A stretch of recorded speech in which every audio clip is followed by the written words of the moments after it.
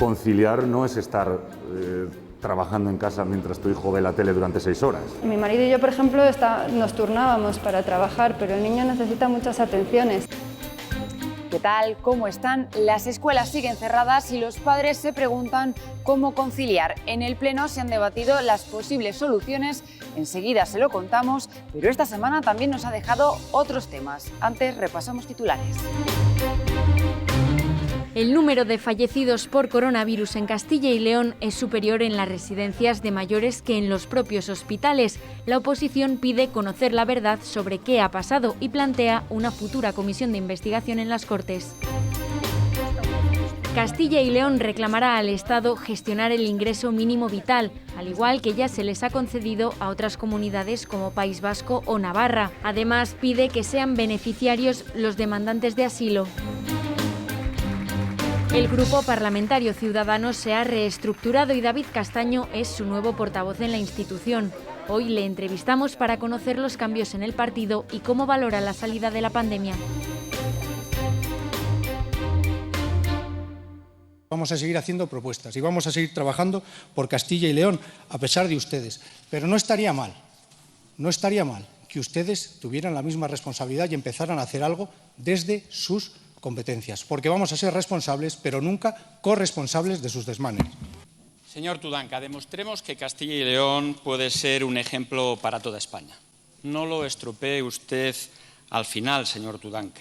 Es la hora de sumar de verdad. Es la hora de no tener reservas mentales ni titubeos partidarios. Ya lo han escuchado, el PSOE hace un llamamiento a las competencias autonómicas, pide que se reabran los consultorios rurales. Dice que la Junta solo hace que poner excusas y que está utilizando esta crisis para hacer lo que siempre ha querido. Tras un intenso debate, la propuesta del PSOE salía adelante por unanimidad, el principal escollo para activar el Pacto de Reconstrucción. Que no podemos mezclar pacientes con COVID con pacientes no COVID. Era el argumento con el que la consejera de Sanidad justificaba la ausencia de consultas presenciales en el mundo rural hace unos días. El Partido Socialista decía entonces que eran excusas para hacer lo que siempre quisieron hacer. Si necesitan unas mayores garantías de seguridad, que pongan los medios económicos y las infraestructuras suficientes para garantizarlo. El debate político se trasladaba a los ayuntamientos. Muchos alcaldes han reclamado que los médicos puedan atender de forma presencial a sus vecinos. Los centros comerciales, bares, terrazas estén abiertos, la gente pueda ir libremente a comprar y ¿por qué no se puede venir el médico a pasar consulta al pueblo? La experiencia, dicen quienes la han vivido, ha sido muy dura y ahora hay miedo a un rebrote, sobre todo en los pueblos a los que este verano llegarán vecinos de otras comunidades.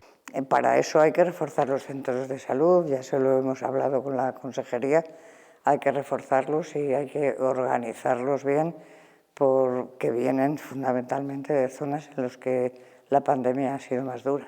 Esta semana en las Cortes todo daba un giro inesperado. Todos los grupos políticos por unanimidad lograban un consenso para volver a la consulta presencial a demanda. Les vamos a lanzar un mensaje de tranquilidad para que se recupere la atención presencial en la sanidad rural de nuestra comunidad autónoma.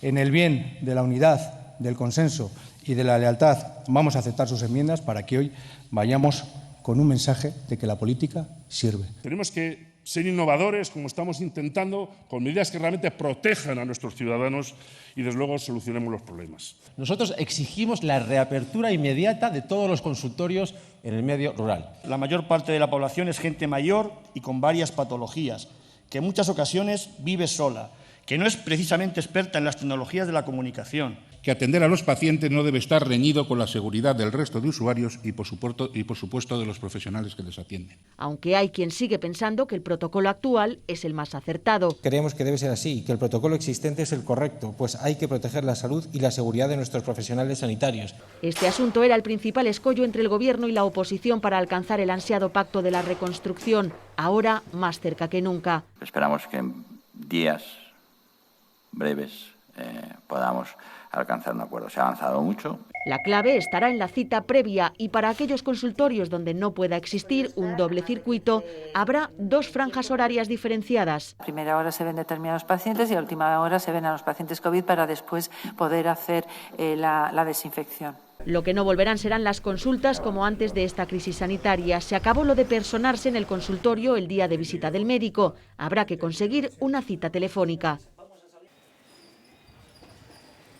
Podemos lograba sacar adelante su petición para crear un plan de salud para hogares vulnerables, que, entre otras cosas, otorgue más peso a los problemas relacionados con la salud mental. Esta propuesta incluye también que las mascarillas estén en las ayudas de la red de protección a las familias. El debate, pese al consenso final, era acalorado. Esta propuesta lo que trata es igualar a todos los barrios de Castilla y León, de todas las ciudades y de todos los pueblos de Castilla y León, para que ninguna familia se quede atrás. Les agradezco el consenso, pero no vengan a embarrar y a hacer ruido. Señorías, revisen sus mantras, sus argumentos no se sostienen. Castilla y León, además, es líder en la puntuación en prestación de servicios sociales.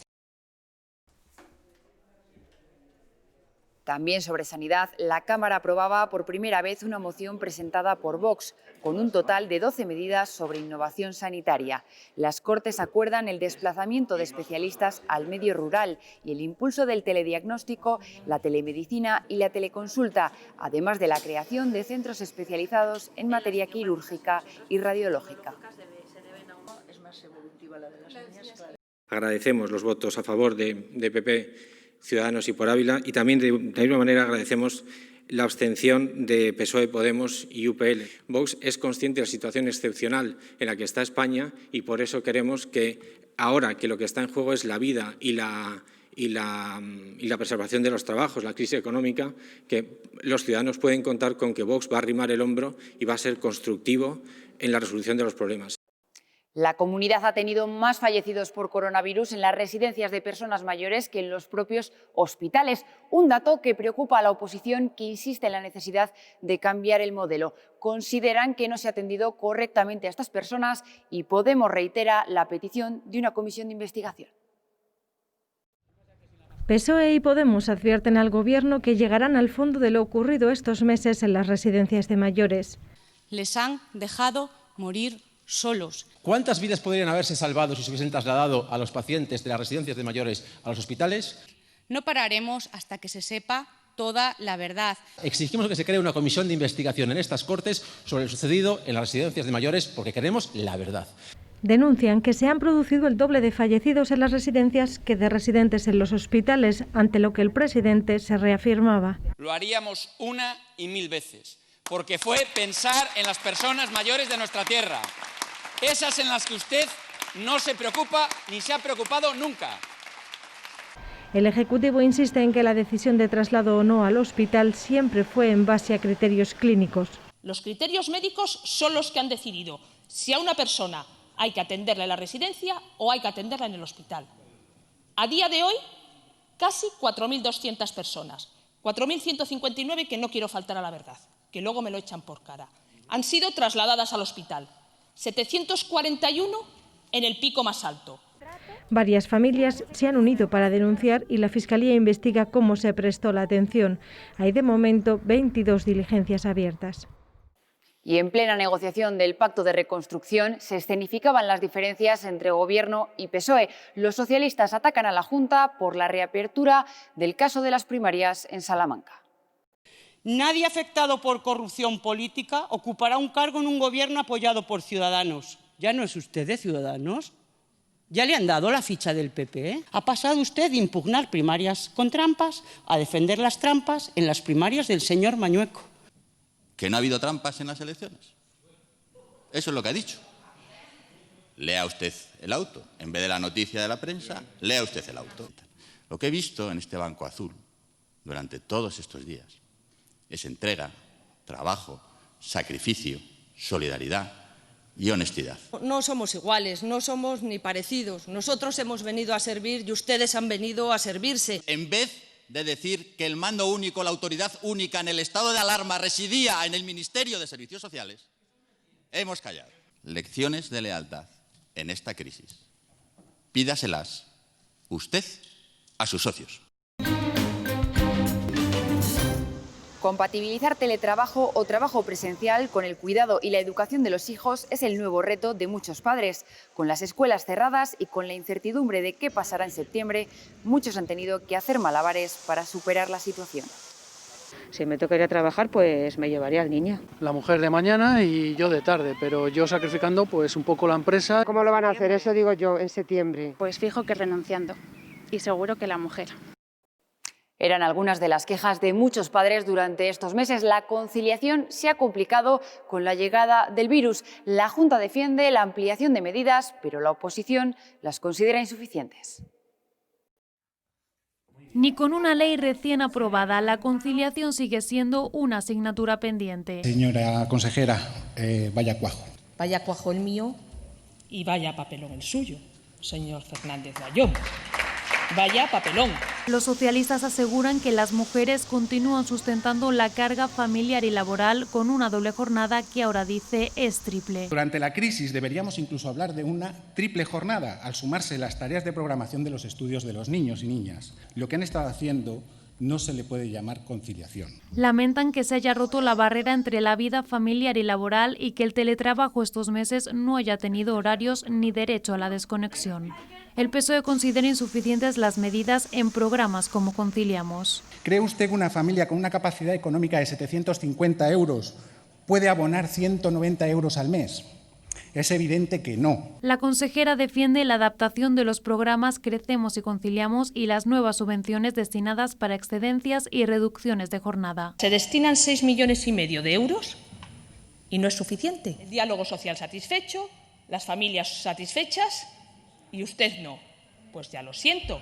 Isabel Blanco destacaba la ampliación de edades en los campamentos de verano, hasta los 17 años sin pernoctaciones y con un menor coste, pero los socialistas la critican por el abandono de los profesionales de centros de 0 a 3 años. No se puede mantener a bebés en habitaciones, metidos en cuadros hechos con cinta aislante, sin tener contacto con sus iguales, sin tocarse, sin jugar. ¿Cómo pretende que lo hagamos? Las guarderías no son aparcaniños, señora consejera. Es el Gobierno quien establece que en fase 2 los centros de 0 a 6 años, cuando los dos padres trabajen, pueden abrir para facilitar la conciliación de la vida laboral y familiar de los progenitores. Pero no da ninguna norma. Desde el PSOE, además, reprochan que Castilla y León es la comunidad en la que menos ha descendido la brecha salarial en los últimos años. Las tasas universitarias continuarán por el momento igual que el año pasado. No hay acuerdo entre los grupos para rebajarlas por falta de financiación. PSOE y Podemos alertan de los riesgos de tener unas de las más caras de España, la pérdida de estudiantes. Si se bajan esos 40 céntimos por crédito, estaremos en el máximo permitido. Y no hace falta ser matemático para saber que si estamos en el máximo serán las más caras de España. Por tanto, ¿planteemos algo diferente? Seguramente esta sea una de las comunidades en las que más necesaria es esa reducción de tasas, tanto por la carga económica que supone para las familias, también porque es un motivo por el que perdemos alumnado. Los planteamientos tienen que ir con una propuesta de un modelo de financiación que respalde la medida. Pretenden forzar cambios sin acompañarlos de acuerdos presupuestarios, añadido a la incertidumbre que acompaña a este Gobierno en los repartos de fondos de las comunidades autónomas. Seguramente la única forma de poder reducir sosteniblemente las tasas es reordenar el sistema público de universidades en la región. El traspasar gestión, si no se está preparado o no se tiene la capacidad de procesamiento masivo que requiere una prestación como este tipo, puede llevarnos a resultados como lo que está ocurriendo en España en este momento con las prestaciones no contributivas. Esas palabras del ministro de Seguridad Social causaban malestar en Castilla y León, que desde hace 10 años gestiona la renta garantizada de ciudadanía. El PP lograba esta semana que casi todos los grupos apoyaran una reclamación al Estado, que la gestión del ingreso mínimo vital se realice desde la comunidad. Las Cortes se unen a la petición de la Junta. También reclaman que Castilla y León gestione el ingreso mínimo vital. ¿Cómo se puede cuestionar la capacidad de Castilla y León para gestionar esta prestación cuando con la renta garantizada de ciudadanía en este momento se está llegando a paliar situaciones de pobreza extrema a más de 10.000 familias. Con este argumento, el Partido Popular pedía igualdad de trato frente a País Vasco y Navarra, las dos comunidades a las que el Gobierno ya permite que gestionen esta prestación. El PSOE, a cambio de apoyar esta propuesta, pedía algo más, que el dinero que posiblemente ahora, con el ingreso mínimo vital, no se emplee en la renta garantizada de ciudadanía, tenga este destino. Será destinado en su totalidad y únicamente a los servicios sociales, garantizando así la protección de los más vulnerables. Ciudadanos, por su parte, lograba que en la propuesta aprobada por las Cortes también se pida al Gobierno que puedan acceder a esta prestación los demandantes de asilo. Todos ellos deben encontrar en nuestro territorio el amparo y la protección que solicitan. Mientras Podemos y UPL coincidían en sus críticas al PP. ¿Descentralización del Partido Popular? ¿Pero desde cuándo? Ustedes favorecen la centralización en esta comunidad autónoma, pero exigen con otra mano la descentralización del Gobierno. En cuanto a Vox, su mensaje: en virtud del principio de igualdad aplicado a las personas y no a los territorios, si se implanta el ingreso mínimo vital, debería sustituir y unificar a todas las rentas autonómicas ya existentes. La propuesta del PP, con las aportaciones de PSOE y Ciudadanos, salía adelante con 79 votos a favor y 1 en contra.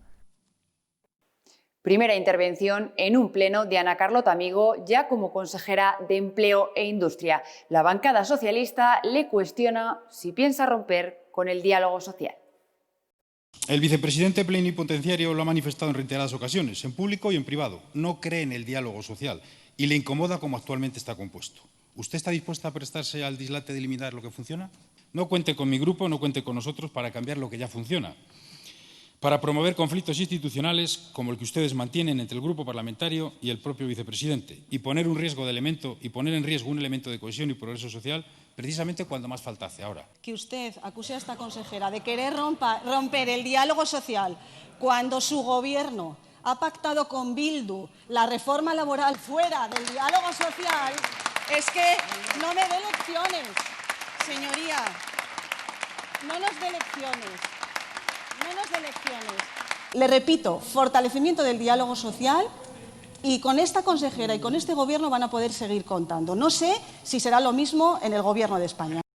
Además del estreno en el Pleno de Ana Carlota Amigo como consejera de Empleo y de la toma de posesión de 2 nuevos procuradores por parte de Ciudadanos, también esta semana se ha estrenado David Castaño como nuevo portavoz del grupo. Y hoy nos acompaña. ¿Qué tal está? Pues muy bien, muchas gracias por invitarme. ¿Qué tal ha sido esta primera semana como portavoz del Grupo Ciudadanos? Pues ha sido movidita por los nuevos, desde luego, los nuevos nombramientos, los nuevos procuradores, nombrar nuevas portavocías, volver a organizar lo que son las comisiones y, menos mal, la nueva normalidad o volver a la normalidad en el Pleno, que ha sido un pleno de impulso al Gobierno también. La dimisión del consejero de Empleo hizo que Ana Carlota Amigo pase a ocupar ese puesto. A su vez, renunció a su cargo como procuradora. ¿Esa renuncia es una decisión personal o una decisión de partido?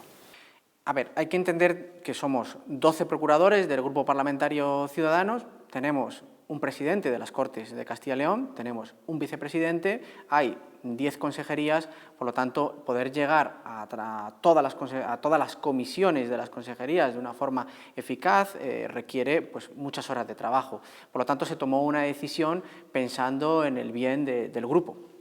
Es conocido que dentro del partido hay, digamos, 2 almas. Ana Carlota está un poco más cerca de esa vía de Francisco Igea.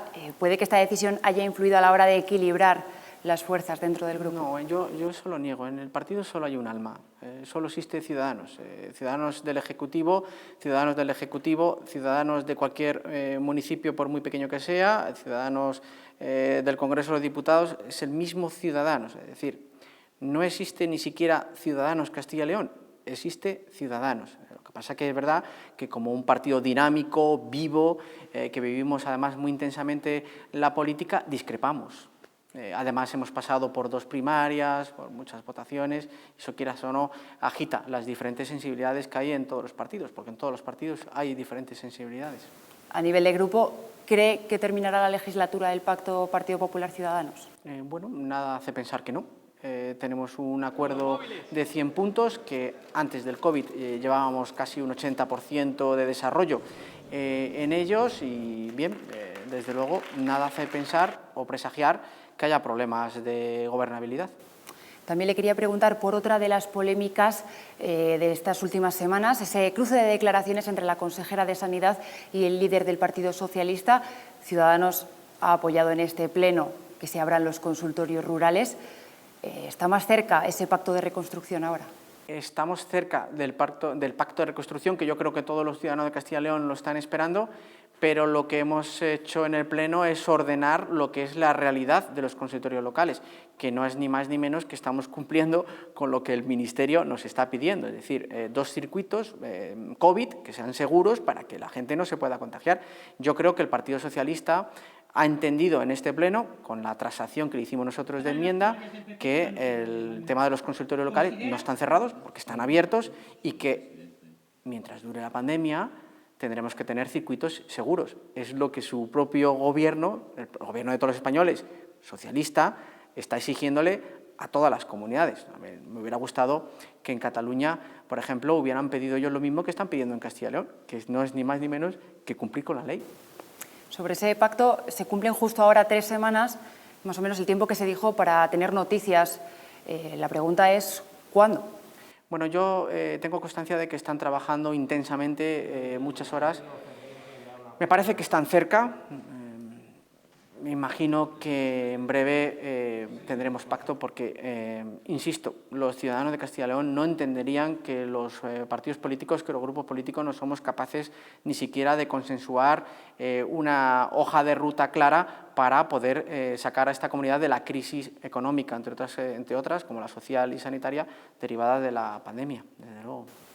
Este pacto pretende fijar esas medidas para salir de la crisis.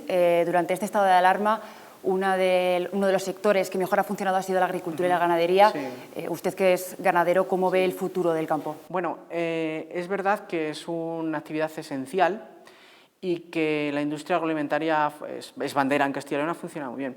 Pero no es del todo cierto que nuestro sector agroalimentario no esté ahora mismo, esté pasando por dificultades. Y le explico. La carne de vacuno, somos los líderes en carne de vacuno. Las partes más nobles, al estar cerrado el canal Horeca, el de la hostelería, no se consumen menos. Nuestro vino, de los mejores de España y del mundo, al estar cerrado el canal Horeca, no se están vendiendo como se tenían que vender. El lechazo, el tostón, el jamón ibérico, todo lo ibérico, es decir, estamos hablando, el ovino en general, estamos hablando de la cohesión territorial, por lo tanto, sí que tenemos un problema con el sector agroganadero en esta comunidad y, por supuesto, vamos a hacer grandes esfuerzos para poder salir de esta en todos los sectores, en el turismo y en el ganadero también, en el económico, los ERTES, etcétera, etcétera. Pero el ganadero y el agricultor sí, está pasando también por malos momentos. Ya no solo en el sector agroganadero, sino a nivel global, ¿qué considera imprescindible para que Castilla y León pueda salir antes de esta crisis económica? Castilla y León, de esta crisis económica, por ahora, tiene desventajas con respecto a otras comunidades. Lo primero, no tenemos el mismo músculo industrial, aunque es verdad que tenemos una industria agroalimentaria importante que está haciendo que baje menos nuestro PIB, de lo que debería bajar. Pero sí que es verdad que tenemos un turismo rural que es bandera, es el mejor de España. Es verdad que tenemos una industria cultural, somos la que más PIB tenemos de toda España y tenemos, la verdad, que una hostelería muy potente. Hay que acordar líneas estratégicas para defender los sectores y dependerá de que nos pongamos de acuerdo con los planes europeos, el plan SURE, el plan de resiliencia, el fondo extraordinario que va ahora a aportar, el no reembolsable que va a aportar el Gobierno de España, y los 550 millones puestos hasta ahora por el Ejecutivo Autonómico en políticas sociales, en empleo, en industria agroalimentaria, en aplazar impuestos, para que esa caída, que es muy vertical, salgamos también en V. Podemos hacerlo. Dependerá de nosotros y de nuestro tejido empresarial y de los agentes sociales que salgamos con mucha fuerza de esta crisis. Yo creo que lo podemos conseguir.